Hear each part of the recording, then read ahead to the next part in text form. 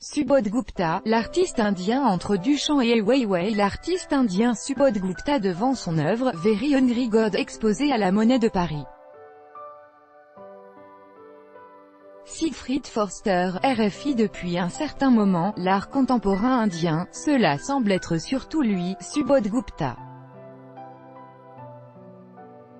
À 54 ans, l'artiste, né dans une petite ville dans le Bihar, vit et travaille toujours dans son pays, dans un grand atelier dans la banlieue de Delhi, malgré ses succès dans le monde entier. Pour sa première rétrospective en France, rendez-vous à la Monnaie de Paris, il a frappé lui-même une médaille à son goût, subtile, précieuse, très épicée et d'une valeur universelle. Venez, venez, la présentation commence. Le vernissage du matin démarre bien à l'image de l'œuvre de Subodh Gupta, transformer un moment banal en acte cérémoniel, tout le monde rassemblé devant la tête monumentale Very Hungry God. 2006, une sculpture construite à partir de centaines d'ustensiles de cuisine en acier inox. Unknown Treasure. 2017, une composition de trouvailles à première vue sans valeur, nous rappelle qu'il y a partout des trésors inconnus à découvrir. En veste bleu foncé sobre et après un everyone, Subodh Gupta exprime sa joie d'être en fusion totale avec le lieu, la Monnaie de Paris, un espace extraordinaire. Faire partie de ce bâtiment est une aventure et m'a permis de ne pas faire de compromis pour cette exposition pure, la bouse de vache de Subodh Gupta. Parmi les 30 œuvres exposées, dont 2 inédites, la pièce la plus ancienne de la rétrospective s'appelle Pure 1999, une vidéo de 10 minutes où il se recouvre de bouse de vache.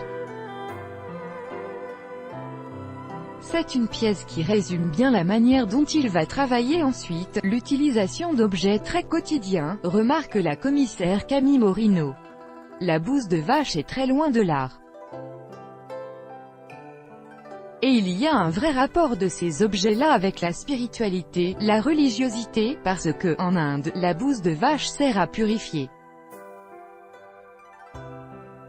C'est le contraire du sens qu'on lui attribue, nous, en Occident, sans détour. Subodh Gupta se raconte à travers ses œuvres. Peintre de formation, il a depuis longtemps presque délaissé la peinture pour d'autres formes d'expression. I Go Home Every Single Day, 2004 à 2014, n'est pas une simple vidéo sur le retour à la maison d'un inconnu.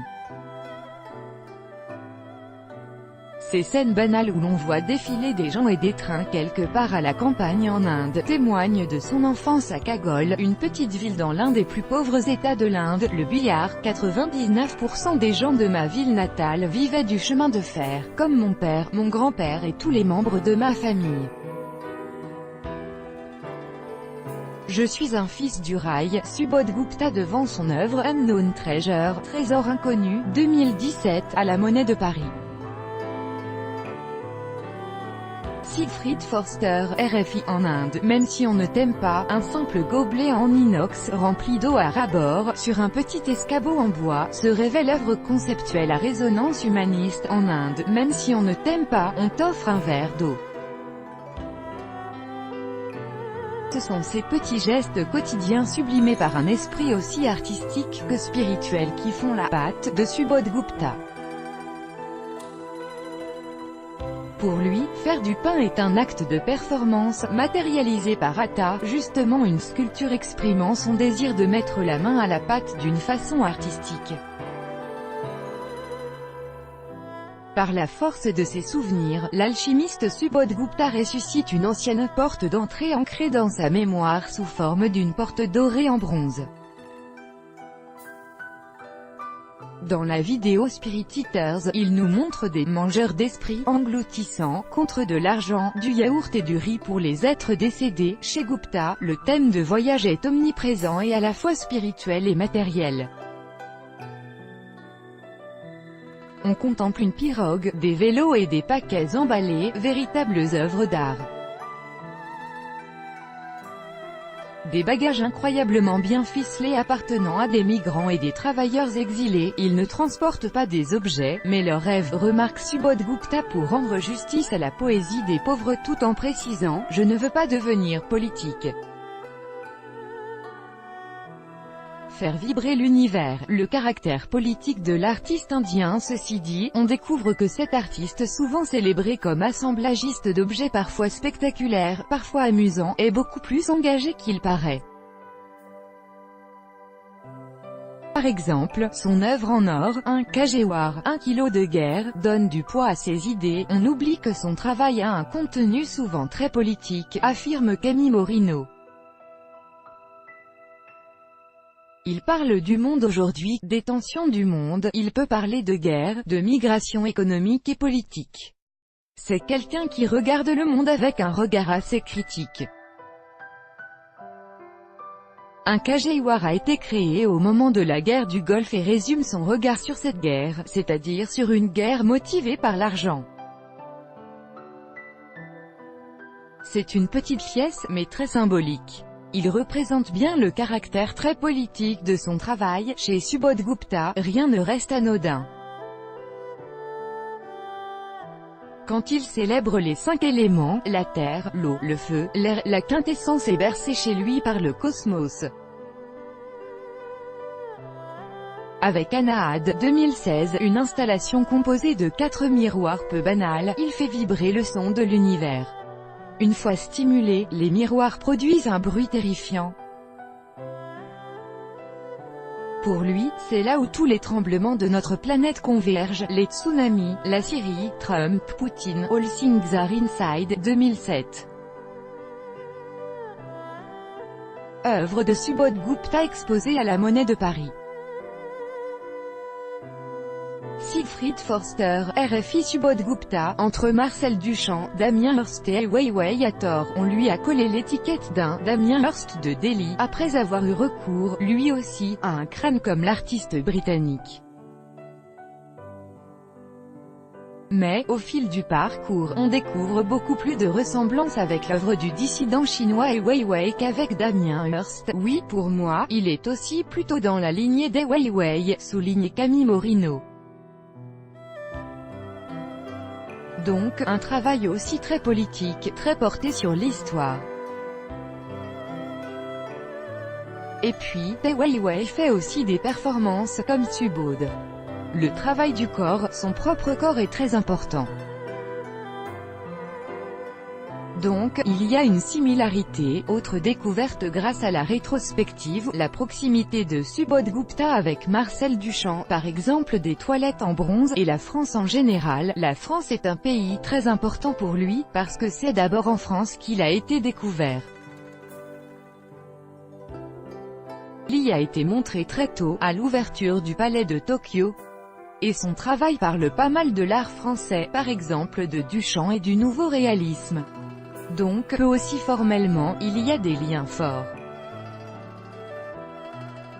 Sachant que le mouvement du nouveau réalisme a utilisé l'objet à des fins souvent politiques, avec des contenus politiques, à la différence du pop art aux États-Unis. Il y a quelque chose d'assez français dans sa manière de travailler en tant qu'artiste, de la sculpture vers le son et l'immatériel. La rétrospective à la Monnaie de Paris révèle aussi le virage radical pris par l'artiste indien de l'objet à l'immatériel. Le passage du matériel à l'immatériel a toujours été présent chez Gupta.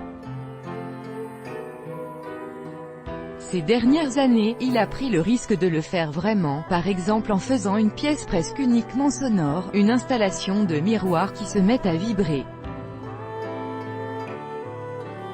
Ou l'installation sonore des piliers dans la cour de la Monnaie de Paris.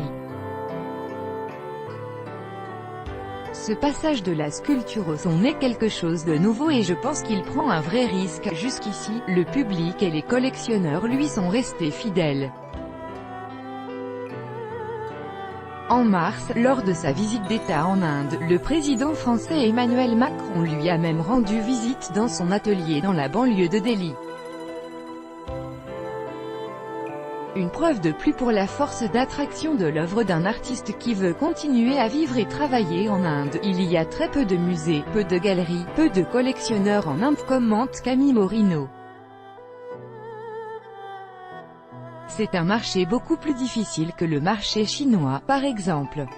Ce qui rend la position de Subodh Gupta assez courageuse. Rester en Inde montre une forme d'engagement et qu'il aime son pays et sa ville, qui est quand même une ville assez difficile à vivre. People Tree, 2018, de Subodh Gupta dans la cour de la Monnaie de Paris. Siegfried Forster, RFI, Face Matters, la foi est importante, 2007 à 2008. Tapis roulant à sushi, moteur, acier inoxydable, aluminium et ustensiles en laiton. Œuvre de Subodh Gupta exposée à la Monnaie de Paris. Siegfried Forster, RFI, Touko, de Vache, 2003 à 2008, bronze plaqué en chrome. Œuvre de Subodh Gupta exposée à la Monnaie de Paris. Siegfried Forster, RFI, d'or, porte, 2007, laiton. Œuvre de Subodh Gupta exposée à la Monnaie de Paris. Siegfried Forster, RFI, Jalmin Kumbh main Jalai, l'eau est dans le pot, et le pot est dans l'eau, 2012. Bateau en bois trouvé, laiton, corde. Œuvre de Subodh Gupta exposée à la Monnaie de Paris. Siegfried Forster, RFI, Indice Vessel Lise 7 SEAS. In it to the 900,000 stars, dans ce vase reposent les 7 Oceans, ainsi que 900 000 étoiles. 2016, peinture à l'huile et impression digitale sur aluminium, LED. Œuvre de Subodh Gupta. Siegfried Forster, RFI, Anahad Unstruck, 2016, acier inoxydable, transducteur, amplificateur. Œuvre de Subodh Gupta exposée à la Monnaie de Paris. Siegfried Forster, RFI, There is always Cinema 3, il y a toujours du cinéma, 2008. Objet trouvé, nickel et laiton. Œuvre de Subodh Gupta exposée à la Monnaie de Paris. Siegfried Forster, RFI, 1 kg war, 1 kg de guerre, 2007, 1 kg d'or, 24 carats. Œuvre de Subodh Gupta exposée à la Monnaie de Paris. Sig Subodh Gupta, Garam Masala, 2018, bronze florentin plaqué or. Siegfried Forster, RFI, lire aussi, Paris Delhi Bombay, quand l'art contemporain joue à l'ambassadeur, RFI, 5/8, 2011 ADA, rendez-vous, rétrospective de Subodh Gupta à la Monnaie de Paris, jusqu'au 26 août 2018.